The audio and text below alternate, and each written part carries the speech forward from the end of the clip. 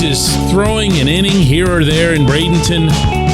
Termarr Johnson is in Greensboro, is hitting really well. Got unfortunately nailed on the hand by a pitch last night. Jared Jones has ramped his fastball up to 100, and I'm not anywhere near as excited or intrigued or anything by any of this as I feel like I should be. Good morning to you. Good Friday morning. I'm Dejan Kovacevic of DK Pittsburgh Sports. This is Daily Shot of Pirates. It comes your way bright and early every weekday if you're into football and or hockey. I also offer daily shots of Steelers and Penguins where you found this. Too many backward steps, my friends. Too many. Too much of this having a kid come up, perform at least in a promising way for a while, and then they get sent back, and then Derek Shelton and Ben Cherington come up with almost rehearsed at this point line about how we still believe that person is going to be blank, blank, blank, part of our future. It's happened. Man, I was about to cite this season or last season. How about just in the past month? Watching Quinn Priester, Nick Gonzalez, before them Luis Ortiz, Roansy Contreras, Rodolfo Castro, now with another organization, hopefully in a better place, meaning for him. Cherington has a line that he'll use with you, standard fare, and he's completely accurate every single time he says it, and that's that progress isn't linear. That might sound a little too Ivy School-ish for some, but it's true. It's true. You very, very seldom see across the world of professional sports, but especially not in one that's as angst-filled as baseball, a player come up and just keep right on getting better and better and better and better without a hiccup along the way. The greatest of the great have had those.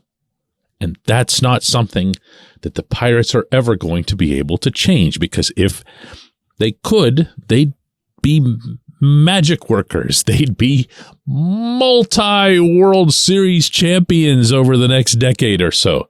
They're not any of those things. But then they don't need to be that. It doesn't have to be a 0 or 100 argument here. The Pirates just need to be a whole hell of a lot better than they are at this. I don't think that's a big ask. I don't think it's unreasonable to expect that an organization that's never going to have, within the non-salary cap world of Major League Baseball, a top 10 payroll. Never, never, never, never, never, never. Not one circumstance exists in which that could happen, including some super crazy rich dude buying the Pirates. Still wouldn't have a top 10 payroll because revenues wouldn't come anywhere close to being able to account for it. And owners other than Steve Cohen in New York do not put their own money into the operations of the business. Nor do they do it, by the way, in any other business. So what you need, and I do mean need, is baseball development that's at least in the top 10. Again, it's unreasonable to say they should be the absolute best at everything. That's an impossibility. I don't know. Oh, actually, maybe it isn't. Tampa Bay tends to be the best at everything. But top 10. Am I fair with that one? Top 10 in terms of their capability for taking X talent and turning it into X level big league player. If you get a Skenes or a Termarr or a Henry Davis or even someone who isn't necessarily way, way up high in draft pedigree, like an Andy Rodriguez, international prospect who's shown extremely well in the minors, and now, of course, is seeing his early big league time. If you get those guys, they need to at least be what you thought they could be more often than not. And what I see with this group, with this front office, is way too many occasions where they're way too comfortable saying, let's just send him back. And then they do it.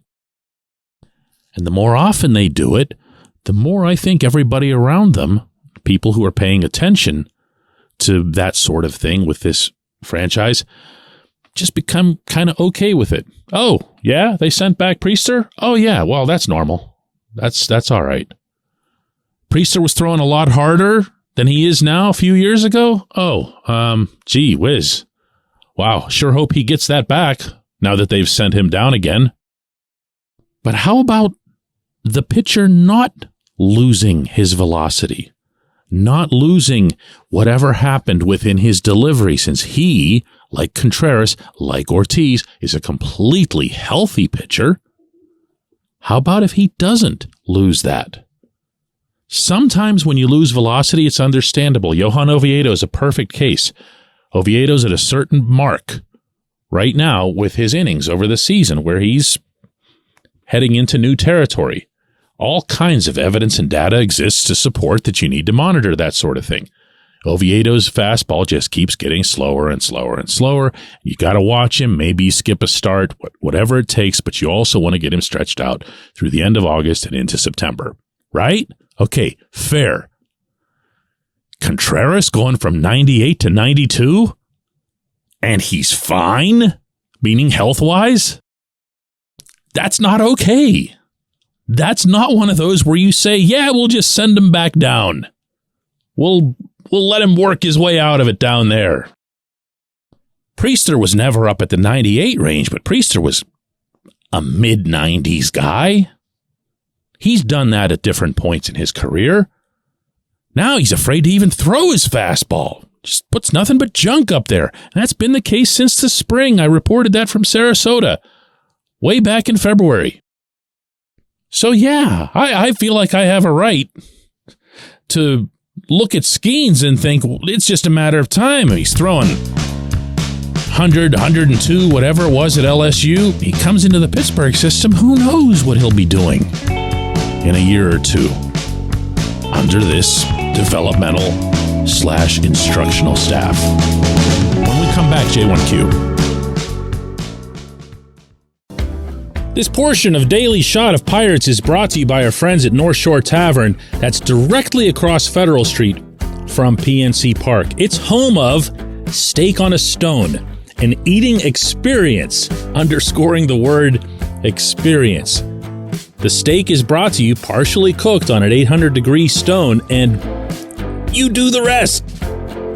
It's a ton of fun, it's a great meal, and it's a baseball atmosphere like no other in Pittsburgh. North Shore Tavern, right across Federal Street from PNC Park.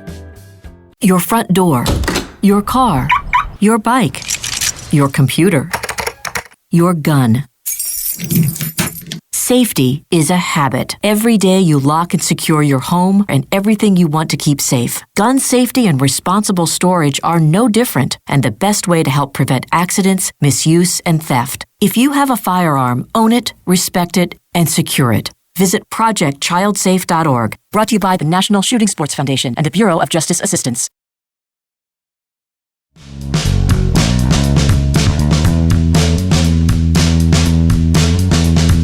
Today's J1Q comes from JB, who says, DK, you've mentioned the incompetent hitting coach. The manager was a hitting coach too once, right? What else does he do other than manage the club? Well, JB, Derek Shelton was, in fact, a big league hitting coach. And Andy Haynes is the Pirates' current hitting coach. And the biggest difference to date that I've noticed between Shelton and his predecessor at manager, Clint Hurdle, was that Hurdle was, of course, also a hitting coach along the way. But Hurdle would openly state, without any apology whatsoever, that he would take an active role in guiding the hitters, no matter who was his hitting coach along the way. No matter how accomplished they were, no matter what they had on their resume, no matter whatever kind of reservations they might have had about it. And you would see Clint behind the batting cage, right next to his hitting coach, watching what was going on and participating in it as appropriate. Again, never once said anything to the contrary. Never once said, no, I'm letting so-and-so be his own guy. No, he wanted to be, I don't want to say the de facto hitting coach, but he never wanted to let it go. That was just an area in which he believed he could be of help and that he'd be in turn doing a disservice to everybody if he didn't help, if he just kind of kept his mouth shut to stay out of somebody's way.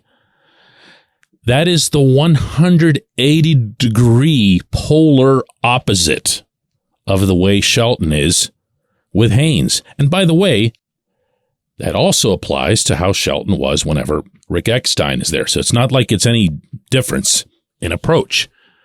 Shelton took on the managing job. Shelton's the manager. He doesn't get involved in the other stuff. He'll talk about it. Of course, there are meetings. He is the manager. But you don't see him, and you definitely don't hear him talking about getting excessively involved. Now, which one of the two approaches is the correct one? I'd have no way of knowing that. I'd have no way of knowing if Hurdle overstepped his bounds and somehow created problems within that ecosphere. I'd have no way of knowing how receptive anybody would be to Shelton coming in and becoming the de facto hitting coach. Heck, I have no way of knowing if Shelton would be a better hitting coach than Haynes. I would imagine that he was, if only because it's difficult to imagine an approach, a collective approach that's uglier than the one that the Pirates take. But I'm going to come back to this, and I'm going to do this a lot anytime I bring up Haynes in the general approach. This is a philosophy that is resoundingly endorsed by Shelton and much more so by Ben Cherington. They believe in this. They believe in standing there watching pitches go by. They believe in the impact on the opposing pitcher. They believe that if hitters become really good at this, that they're going to be able to hunt out their pitch and go at it whenever they're ready or if they're ready. The problem is, and I keep stressing this, it's not for everybody. And when you impose it in particular on younger players, you are flying directly in the face of what you said whenever you were hired, meaning Cherington, that this was going to be a player-centric culture, that there was never going to be a one-size-fits-all application for any walk of development life. I appreciate the question. I appreciate everyone listening to Daily Shot of Pirates. We'll do another one of these on Monday.